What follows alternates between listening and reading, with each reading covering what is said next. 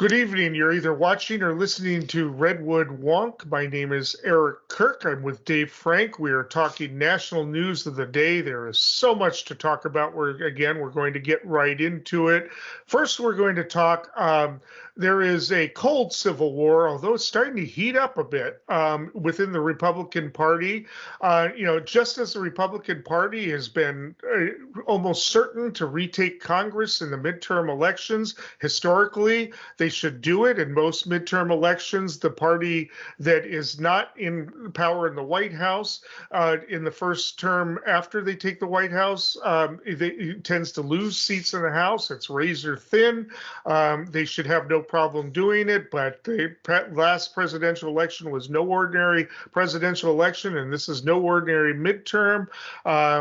Everything has been going right for the Republicans with the inflation and the economy, but there is good economic news, everything except for inflation. The economists are is not the economists, Yahoo, the Yahoo economics section is rated Biden with an A minus with everything except inflation. But inflation is what voters base things on. Anyways, the economy going well may not be the big issue. However, I got sidetracked there. The everything going pretty well for the Republicans except for thing that keeps coming back to haunt them, Trump and Trumpers. And he came back in a big way last week and commented that, Trump, renewed this thing that Pence should have overturned the election by rejecting the electors in several different states. This coming as the fake electors are being investigated for several different states, as that's heating up as stories, and as some Republicans are threatening prosecution of the January 6th committee participants, as the RNC is censoring the Republican participants in it. All of this coming to a head, and then all of a sudden, former Vice President Pence comes out and says, in front of the Federalist Society, to the gasps of the Federalist Society, who ought to know better, they're all supposedly lawyers or future lawyers, saying, no, I couldn't do that. I did not have the constitutional power to do that. And then Trump came up with a meek response saying, well, you did if you suspected that, these electors were not legitimate. And then one by one, other Republicans have come out and said, no, he couldn't do that. And then the RNC came out and we'll talk about that more in the second half.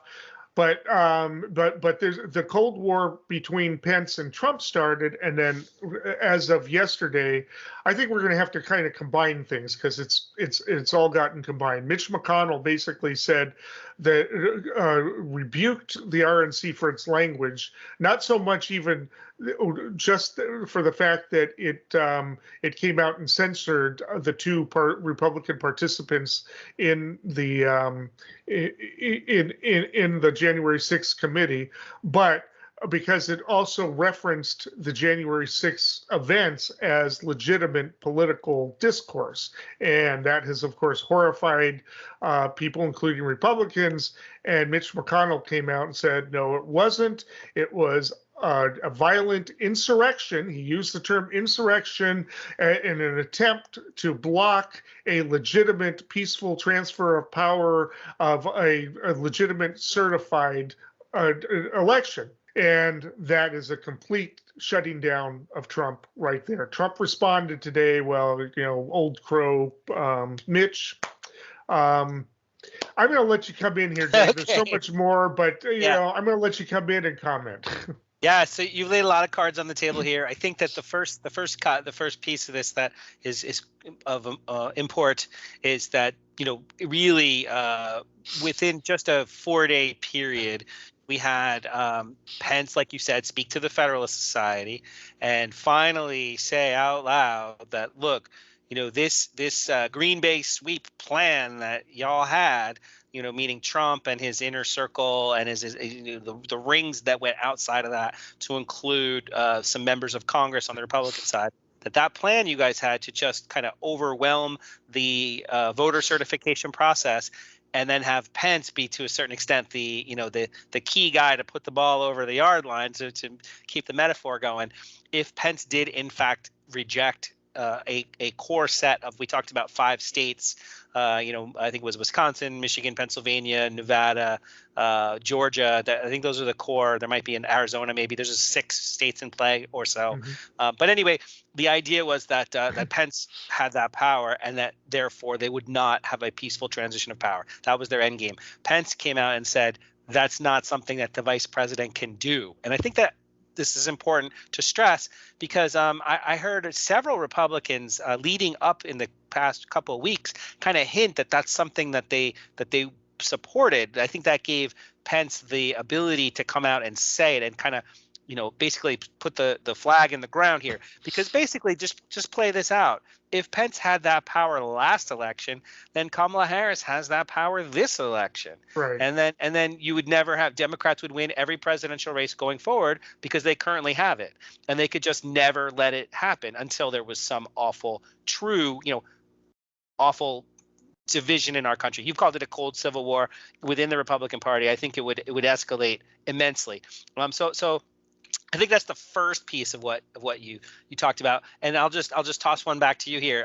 That you've got this group like the Lincoln Project, which were core sort of neoconservative, traditional business community Republicans who drew the line during the last presidential election and supported Biden, saying, look, we just had 4 years of Trump and this Trump presidency, and that's not something that traditional Republicans want going forward. So a lot of Republicans sort of already jumped, and the party was left trying to figure out how to navigate with Trump's base being the deciders in elections across the country, and they really didn't have, I would say, the confidence or the vision to break from that. But now that the January 6th committee is really getting forward in earnest, now we're seeing, like you said, this Cold War. I think a lot of folks had one foot in the boat, one foot on the shore, and it was starting to spread out a little bit too much. And we're going to see this play out. I've heard some Republicans call it a circular firing squad. It's really hard to thread the needle. We'll get more into it, but Mitch McConnell, like you said, came out and he picked a side. And there are other subtle details like the RNC we'll talk about. But I think one last thing, Marco Rubio. Marco Rubio came out and said he, was basically thought that the violence was not appropriate, but that the Democrats are abusing their power. So he's still trying to have it both ways, and that's because he, I think, wants to stay as close to Trump as he can going into the presidential cycle, because he has presidential aspirations of his own. Yes, and he's staying quiet. And DeSantis is also staying quiet. I think they might come to regret that. But at any rate, that is what's happening, and they've got a problem. The Republicans have a problem now. I think McConnell is calculated. He's figuring, okay, he had to do something because Trump was coming out demanding, as we've talked about on this show, that the Republican candidates push the big lie. And he's pushing it strong now. And he's come out. They knew it wasn't going to go away. I think McConnell's hoping to get this battle out and done before the campaign gets in earnest. But before we go on into that, I just wanted, for people who missed last show, there is nothing in the Constitution that gives the vice president the power to overturn the election, to deny those electors. It is ceremonial. It is statutory, passed about 150 years ago. Unfortunately, the language says certified, but there's nothing that gives them that power. Trump is wrong, and those people are wrong. And the reason they want to change it is they want to clarify it so that idiots in the future don't try to interpret it that way. But if anybody interprets the statute that way, the statute does not have a constitutional basis. So I want to make that clear. But as to how this is going to play out, they got a problem, because if they push the big lie, they're going to lose the moderates. And they may not retake Congress. They may not be able to get the moderates or the centrists or the independents that they need to be able to do that. But if they don't push the big lie and they alienate Trump and his supporters, they may not have the numbers. They've got a real problem. They got to walk a tightrope. Well, let me give you my view of what happened January the 6th.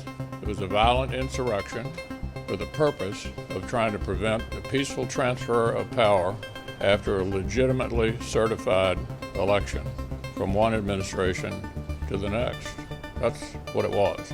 With regard to the suggestion that the RNC should be in the business of picking and choosing Republicans who ought to be supported, traditionally the view of the National Party committees is that we support all members of our party, regardless of their positions on some issues.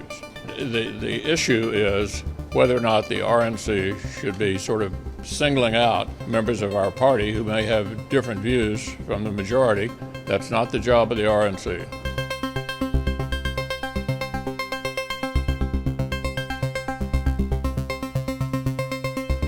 Okay.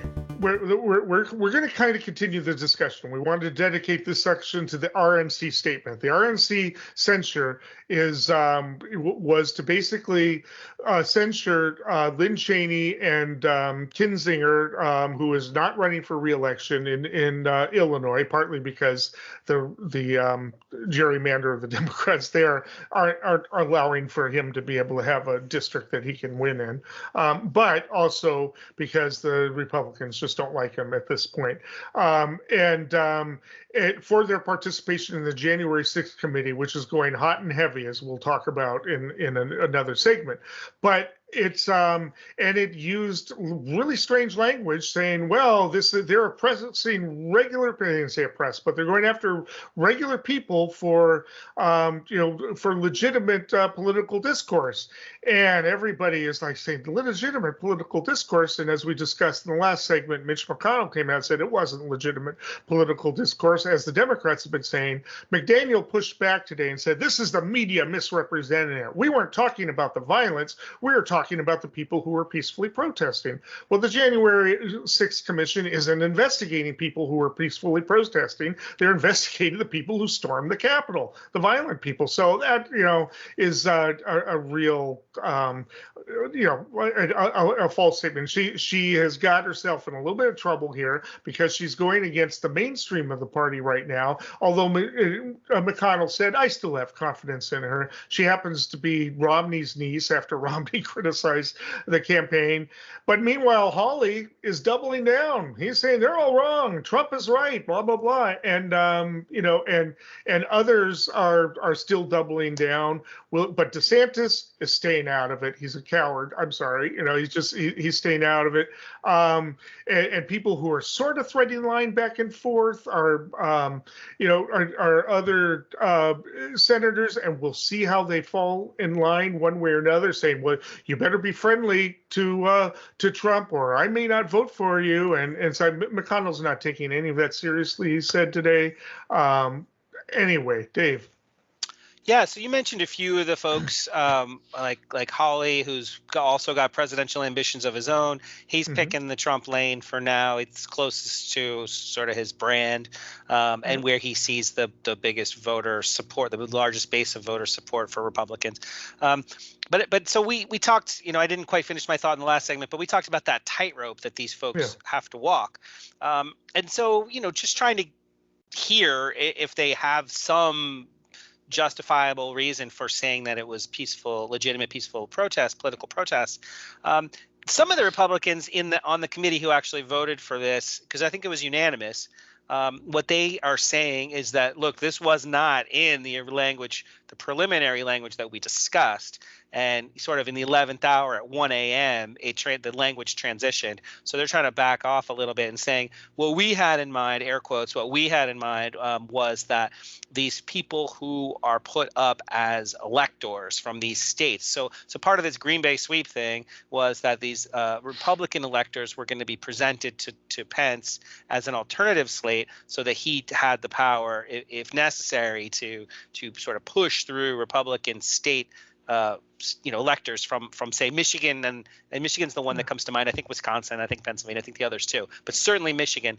And so that's one of the Republican statements is we think that the January 6th committee is there's like one of the women was a supposedly an elderly woman who really didn't know much about much, and she just kind of was. They said, "Hey, do you want to be an elector and for the Trump presidency?" And she was like, "Yeah, sure." So now she's sort of caught in the crossfire, and so they in their minds they're saying there's people like this one person, Right. And so we're gonna now we're gonna say, see, look what they are doing, and it's really bad for everybody. So it's grasping at straws, I think, to justify a statement that is going to be damaging over time. Yeah. But they've got this now we're going to work on because Trump is not going to back down forever. He kind of goes easy at times, but he wants the big lie push. That's just it. He wants it. He was willing to stay out of it in Virginia, and that worked great for him. But he does not appear to want to back down, and especially if he feels like he's being disrespected. So how are they going to handle him? We'll see. And he seems to still have some Republicans like Hawley willing to back him up. We'll talk about some others later. Where are some of the others going to fall? We don't know. They're going to have to make a choice at a certain point. And you'll hear some of them saying, well, we don't really have to talk about it. It's time to move forward. But if they don't take a stand on it, they're going to be pushed on voters, and the Democrats aren't going to let them get away with it. When they get into the general, they're going to get into the debates and say, what do you mean move on? Do you believe that the election was stolen or not? If you believe that the election was stolen, you got to take a stand on that. You can't just you can't just say move on. That's like that major coup that happened in the country. If the Democrats are smart in their debates, they won't let them get away with it. So they got a problem here. DeSantis, he's doing well in the polls and stuff like that, but I think even he has got to figure out which side he's going to take on that. With respect to DeSantis, I think the footage that was on the coverage of him getting asked a question and just kind of in a babbling way going, no, we're not going there. We're not. There's no space between me and Trump and me and Pence. I'm not saying anything. I think he wants to run on his state record and his sort of, the themes that he thinks are going to be successful for him as he tries to be president or vice president in his own time. So I can I at least understand the logic behind backpedaling, or what's the Sure. word? Fumbling a no, fumbling a no comment. And similarly, the minority leader in the House, McCarthy, like he's running down the hall saying, sorry, too busy, make an appointment, got nothing to say. Nope, nothing. You can't have nothing to say about whether or not there was a coup in this country 2 years ago. Sorry, you don't get to do that. You can have something about a feud between other people or something like that, but not whether or not the election was stolen, a national election, and that the wrong person is in power. You can't do that. And I'm with you in the sense that there has been some dead ends that came up in sort of media coverage, journalistic attempts to get people on the record.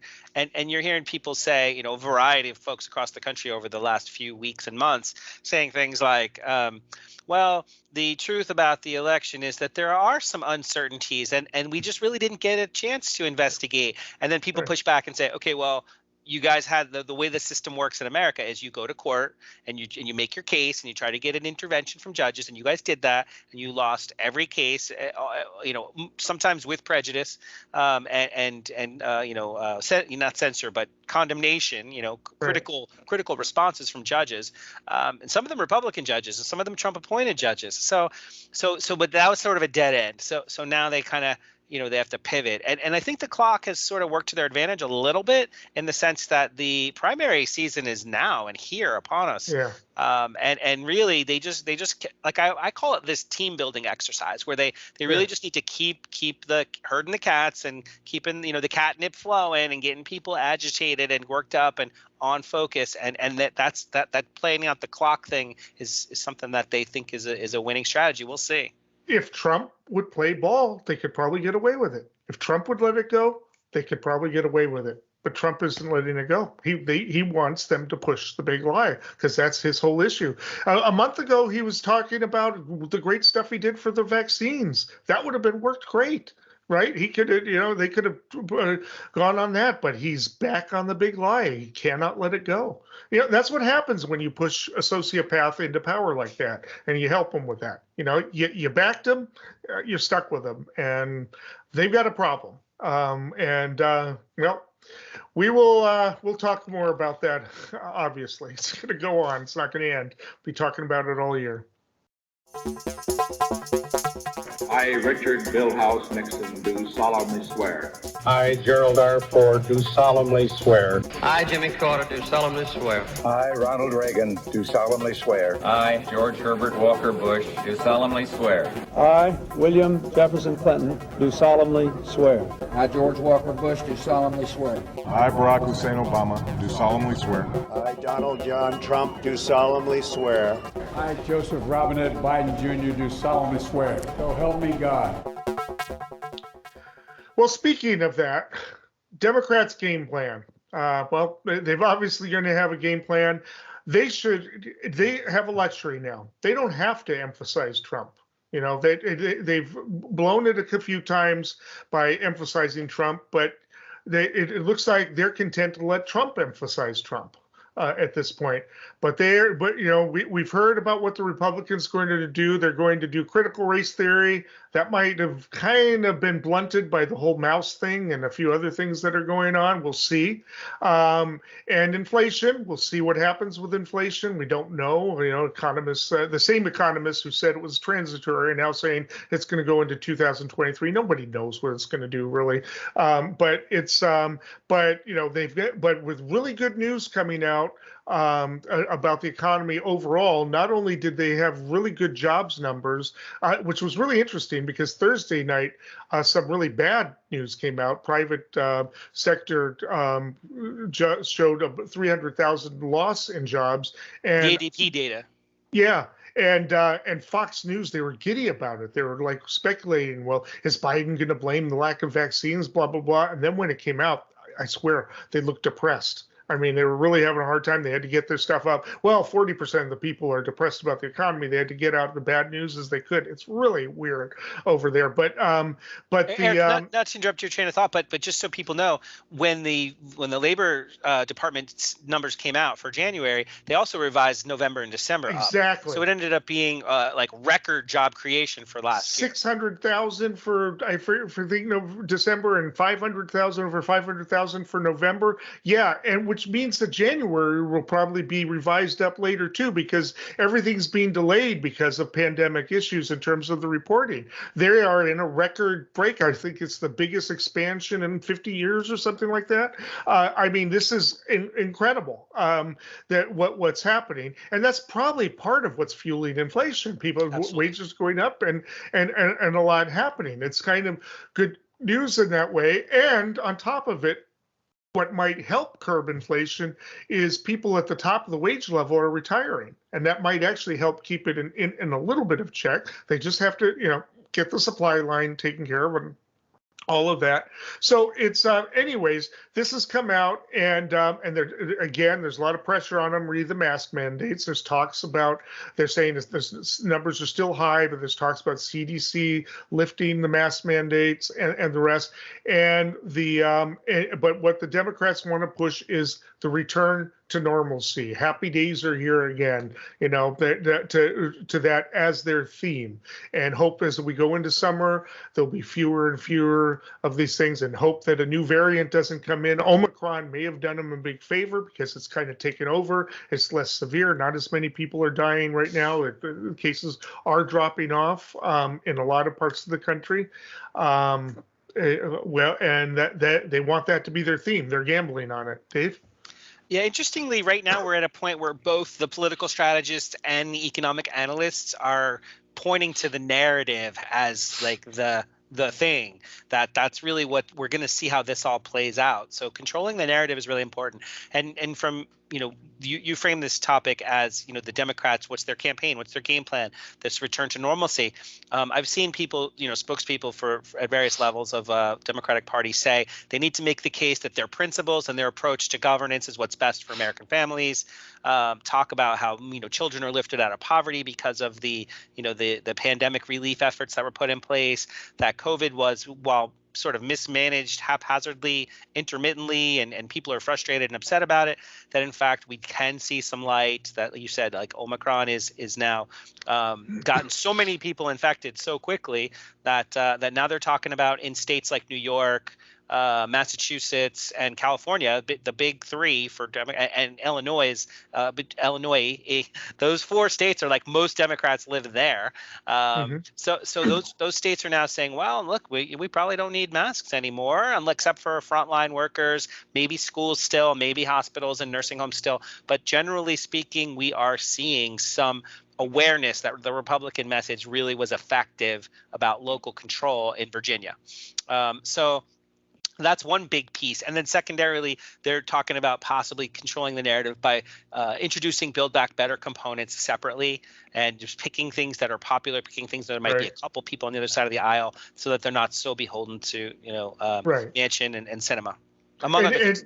Yeah, and if they point to it, and one of the things they can point to is, especially if the Civil War erupts in the Republicans, that'll really benefit them if they look like they're governing. Hogan, by the way, the Governor Hogan in Maryland, another governor who could possibly have had a fighting chance of winning. Maryland is not quite New Hampshire, but Sununu and Hogan both are saying, I don't want to go into a Senate that's all they're doing is blocking. I want to go there and do something. And they're rejecting the whole Republican purpose of existing. For the 2 years that they were in there with Trump, they did nothing. Really, they did nothing to pass. They have no agenda. Sununu went through this, and they'll point to that. Democrats are going to say the best of them will not go into the Senate because they do nothing. They're going to use that. And the Democrats will say, we are here to govern, and look what's happening. Look at them. They're fighting with Trump and each other, and we're here to govern, and look what's happening. Everything's getting better. Do you want to keep that up, or do you want to go back to that? That's going to be their theme, and that could be effective for them. So one of the, and I'm with you, I think that that's true. And so I mentioned the power of the narrative. And so, Paul Krugman, he did a pretty good opinion piece fairly recently in the New York Times, where he talks about how for Americans in survey data, research are saying that, they're down on the national economy, but they're upbeat about their own personal situation. So a lot of folks, are doing pretty well right now, but they hear and see and think something's not right. Obviously, prices in housing are immense, prices in food are up, prices in energy are up. So that leads to the what is inflation? And so there's like 3 metrics that are used. I know this is kind of wonky, but that's our show, right? So so the Dallas Fed follows the trimmed consumer price index, which is at 3% year over year. We all, when we think of inflation, when the media reports it, it's the classic measure, the actual CPI, not the trimmed CPI. That's at over 7%. But then there's one that actually takes a broader set of variables into play called the flexible price CPI. Like I said, things like energy and housing and food, things that swing wildly. So the data typically tries to, smooth out some of that, but that number is 18%. So people aren't crazy, right? Cars are up 30%. Food is up double digits. Energy is up to oil hit $90 a barrel, a new relative term high. So energy costs are high, and so when food's expensive and energy is expensive and housing is expensive, people feel it. That it's really hard to tell people they're doing well when these things are really impacting their lives. Yeah, it is. And, and what do you do about that? Oil is probably going to stay up while this whole Ukrainian crisis is in effect. Right. I think there isn't a lot of oil being put into the economy right now. And you've got the supply chain thing because we haven't bothered to upgrade our ports, and Build Back Better didn't pass. So we aren't even starting to upgrade them, for any time soon. Maybe we could get some bipartisanship on that, but I don't know. It's really hard. So that is going to be a problem. Will it let up? I don't know. And we can't. I mean, it's goofy that some of this tech stuff we can't even manufacture here. That we're not set up for it, so we're so dependent on it that we've got all these boats sitting out on the water. And we can't even make half of our cars and our appliances because of it. We got to this goofy place where we're so dependent. But anyway, that's where we're at, and that is going to be the big problem the Democrats have, unless they can come up with something to resolve that or to mitigate that. That will be the point. Yeah, people are earning more money, and it's all going right out the door. That will be a problem. And one last detail before we move on. I think we're getting near the end of this segment, but the Russia-Ukraine situation is an example of how the president and his team can point to that standard and traditional leadership role of the United States in the world, a foreign policy crisis that, with a nuclear power, where a world war or certainly a regional war is potentially viable. And all things being equal, we're probably not going to go that route. So then the question is diplomacy and hard edge diplomacy. If it will probably be in Putin and Biden's best interest to kind of just keep the status quo the way things are, not escalate into a hard war, maybe back off a little bit. And then anyway, that will be an example of how the president and his team and Democrats more generally could say that they've exhibited some leadership that just was lacking in the last administration. He's already set it up for it. He said an invasion is imminent. It doesn't happen. He wins. But, that's rhetorical. So, all right, next topic. We saw with our own eyes rioters menace these halls, threatening the life of the Speaker of the House, literally erecting gallows to hang the Vice President of the United States of America. What did we not see?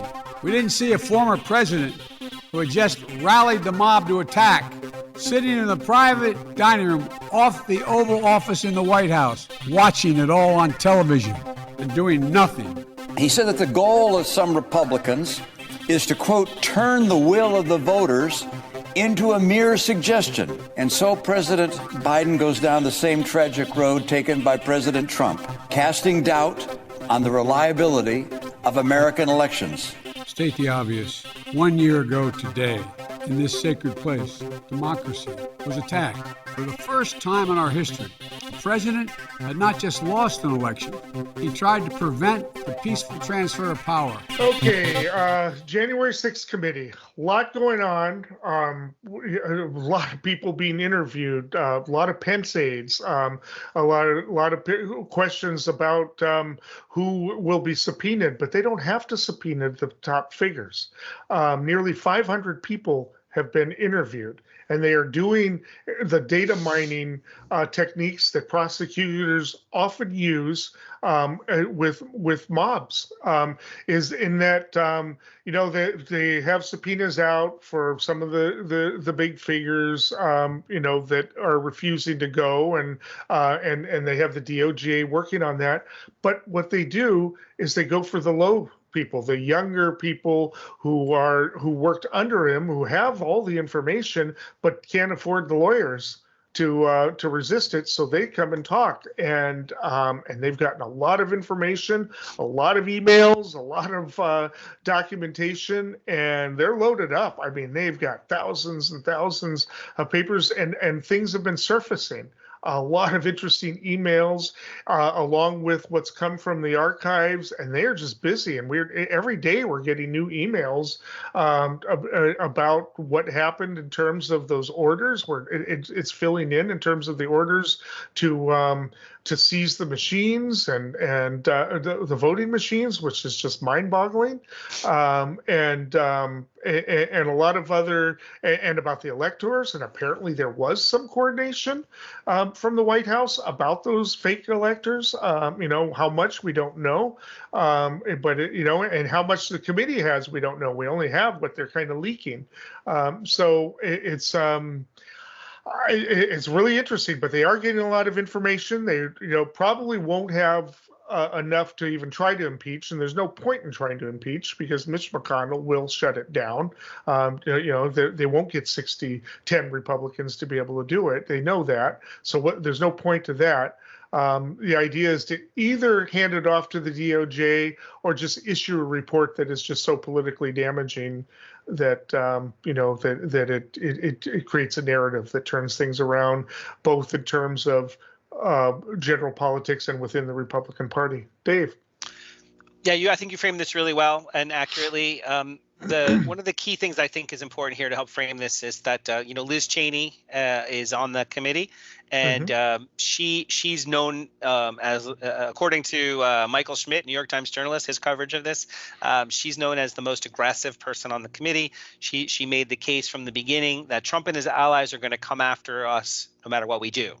And it's going to get ugly no matter what. because the things that they did, they don't want to be held accountable. They don't want it all spelled out crystal clear in public, in theory anyway, that they don't want that. Although to be fair, they are many of the lawyers and strategists like Bannon and Peter Navarro and a few of the attorneys and other folks, they are actually admitting to things openly in public. So yes, the question is that do they think if they behave in a way that they just thought what they were doing was okay, that somehow that would exonerate them? That's unclear to me right now. But at any rate, the committee has decided that because they don't have the power to pursue criminal charges in any way, they are using, like you said, the anti racketeering, anti-criminal enterprise, anti-organized crime techniques and software to be able to link together people, their phones, their emails, because on your phone it tells you physically where you are. And so they're matching that up with like org charts of executive branch personnel, who exactly reports to whom and what did they say and what did they do, and we need these memos and we need to know who said what and when. And these are some of the most powerful, artificial intelligence, techniques and technologies available for criminal justice prosecution. So the point here is that the committee, while it doesn't have actual authority, can make the case and to a certain extent pressure or shame. What's the word that I was thinking of? Prompt and encourage the Department of Justice, Attorney General, to pick up the evidence of criminal activity.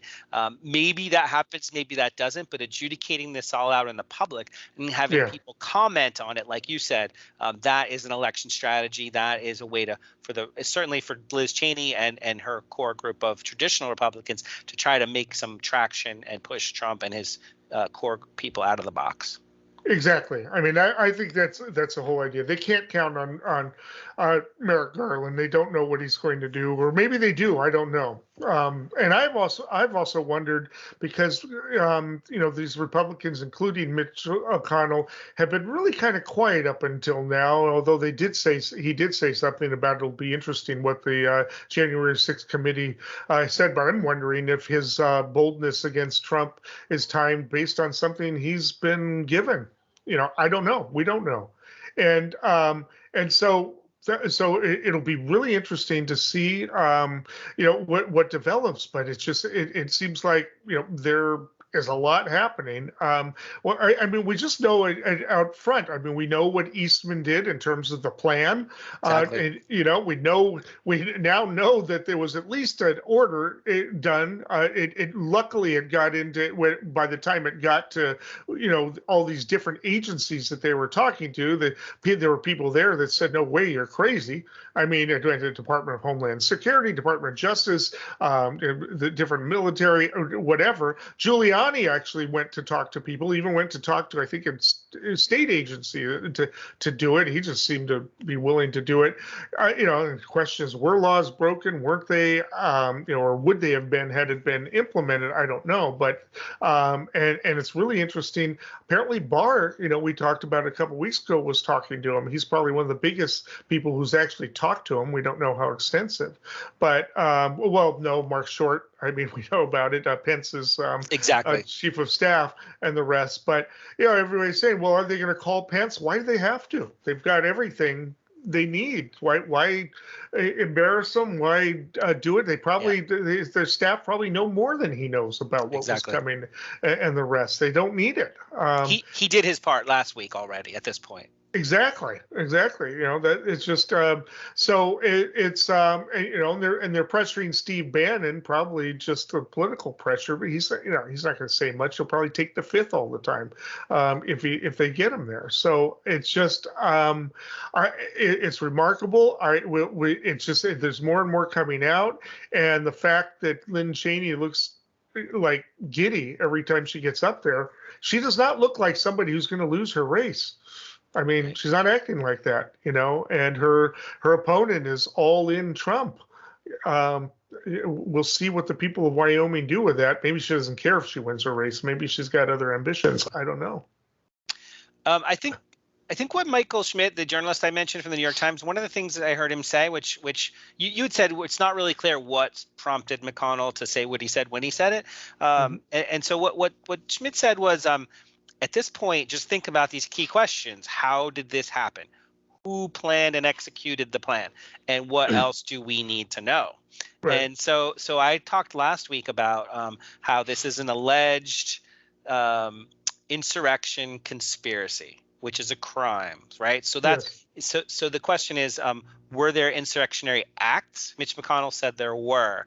Was there a conspiracy? Yeah, by definition, that's two people making a plan. We've got Peter Navarro and Bannon saying they had a plan publicly, and other lawyers, and then we've got Pence's lawyer, Chief of Staff Short, saying, look, I got calls before we certified the ballot, I got calls during the insurrection, and I got calls after, while we were certifying the ballot. So Eastman and Trump's inner crew and Meadows, like they were all in, and they weren't out at any point. Were they out? So what else do we need to know? I think these Venn diagrams overlap. The last pieces, I think, are who paid for certain people to get to the actual planning of the crowds, like the planning of the militias, the staging of the weapons across the river. That might be a sideshow with no real kinetic force. Like the National Guard certainly could have protected from a few dozen guys that are, basically playing war to a certain extent. But still, that's not what we want in our country. We don't want people playing war on the steps of the Capitol or inside, certainly breaching the door and harming the guards, etc. So I think that's why these Venn diagrams, while they might not be criminally proven to overlap, quote, to the criminal standard beyond a reasonable doubt, in the court of public opinion, I think we're seeing that the teeter-totter is pivoting. There's more weight now on one side than there was up until last week. Right. And the key point here is Mitch McConnell has now normalized the word insurrection. And we'll be back on that next week, I'm sure. Okay, ongoing as the redistricting battles continue, and they continue, and we're going to talk about New York for the first part of today. It will inevitably be in litigation. If you're watching, you will be able to look at the maps. If you're listening, again, I say go to the 538 website, and in the right-hand column of the main page, you'll see the redistricting map. They have the best maps for this, interactive, and you click on New York and it'll show you the map that has been submitted. There had been a map set out by their independent commission.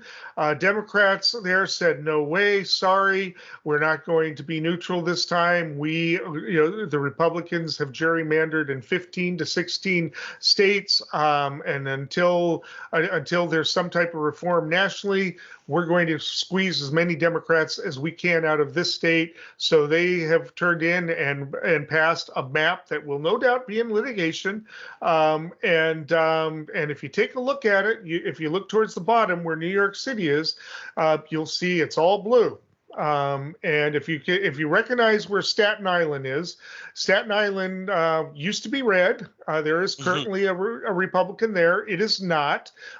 They've basically taken away some of the conservative areas of the mainland part of the city that would have benefited, and they've basically taken some of the more progressive elements and put it in with it so that the constituency, so that basically it is I'll say a Democratic +7. Nicole Maliotakis, if I'm saying it right, basically is going to have an uphill battle to keep her seat.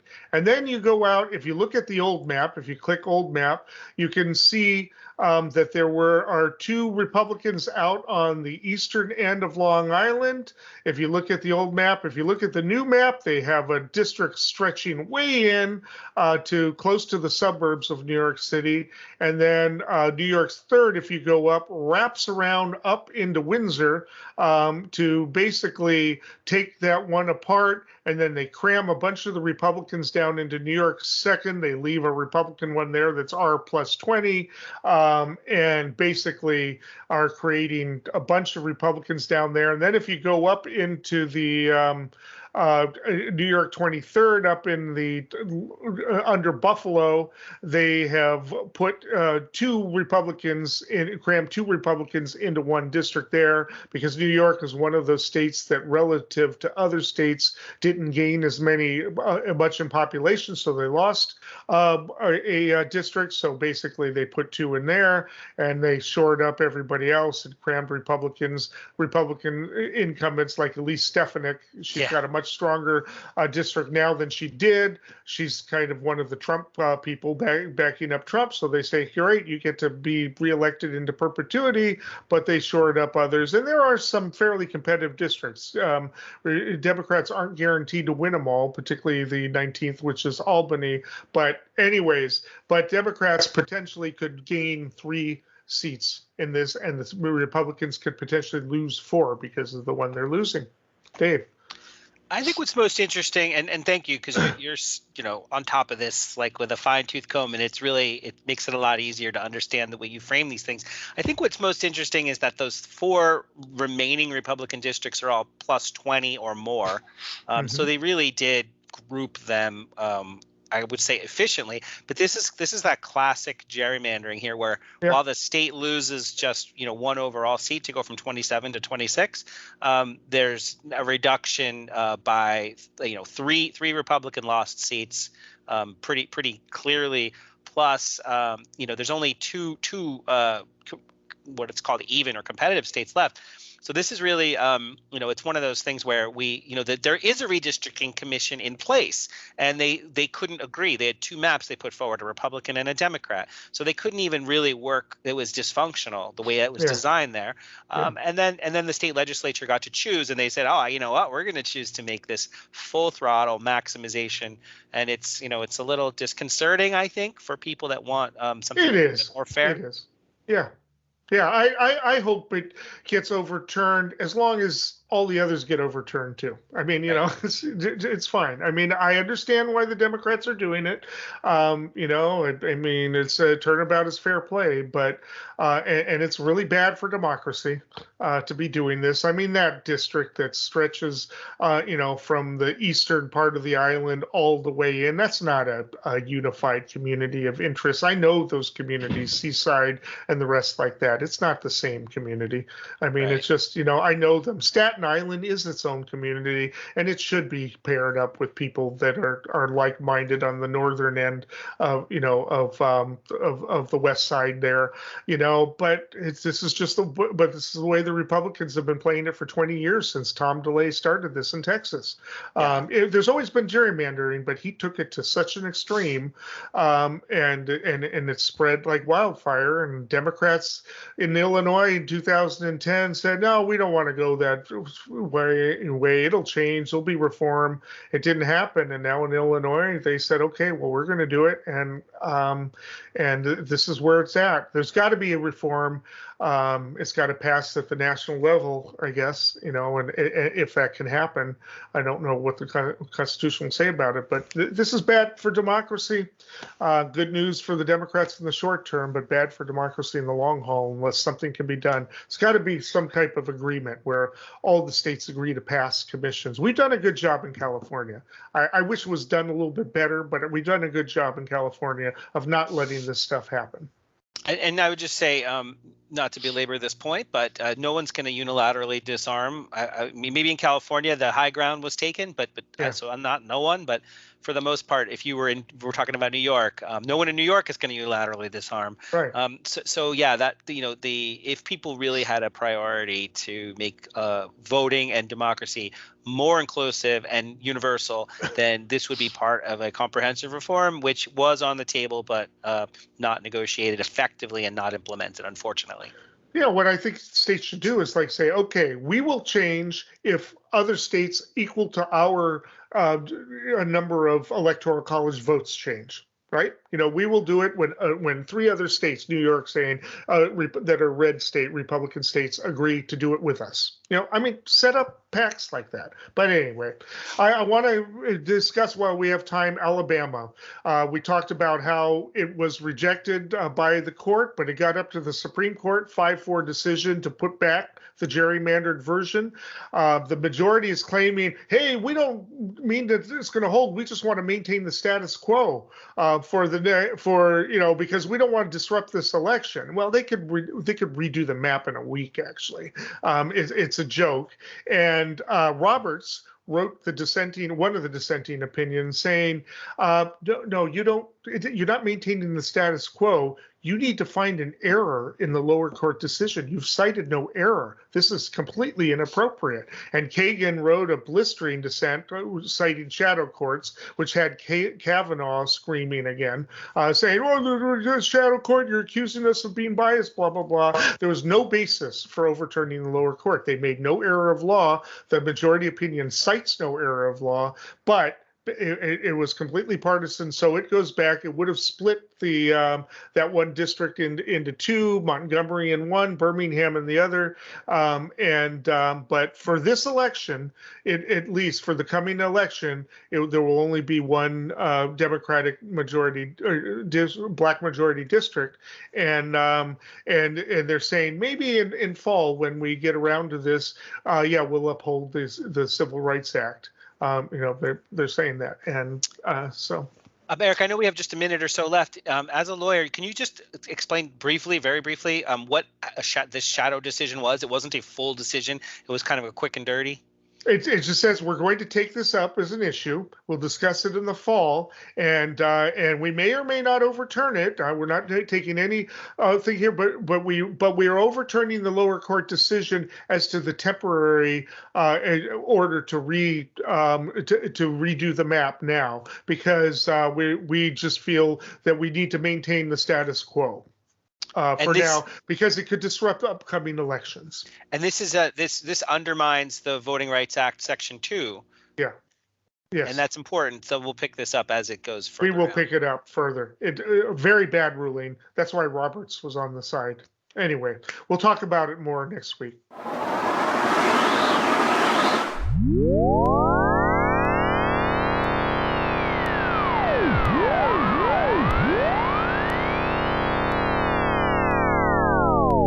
Predictions. What have you got?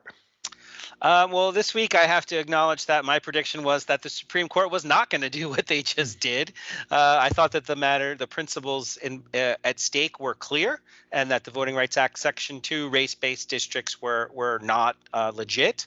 But the Supreme Court tipped its toe in the waters of partisanship, and I think that there will be a backlash, and I think there will be pressure, and ultimately I think that the principles at stake that in this Alabama case are going to be adjudicated consistent with stare decisis. Let the decision stand. Let the Voting Rights Act have teeth to prevent what we're witnessing here in Alabama. So I've had to now extend my prediction from last week out, I guess, into the fall until the Supreme Court could take up a more full hearing, because I know that there'll be plenty of lawyers and advocacy groups pushing this issue. Yeah, and that seems to be what they're saying. We'll uphold it, but later, not this election. Yeah. Which is really, anyway. All right. I'm going to make a very specific prediction here. We were talking earlier about Republicans, where they're going to fall in terms of the Civil War. Ron Johnson, Senator Ron Johnson from Wisconsin, is up for re-election this time around. He went full Trump and full big lie all the way. Early on. He's been silent over the past week. He's just not saying anything about it. His biggest thing is attacking Biden's anti-Semitism envoy pick for being too militant or something like that. But that's the only thing he's been in the news for. He has not said a peep about any of this in weeks. I think I'm predicting he's going to stay out of it. I think he's realizing he's got a real problem, because Wisconsin is not Missouri or Kansas or any place like that. He's got a real problem in Wisconsin. It's not a red state. It's kind of a purple state that maybe even leans blue these days. And I think he's going to be like a DeSantis weenie and just totally stay out of it. And I'm wondering if Trump is going to like come by and say, hey, where are you? I don't know. And it's going to be very interesting because he's going to be in a very tight race. All right. Well, that's it for this week. I'm sure there'll be plenty of news next week. Until next time, stay informed and stay engaged.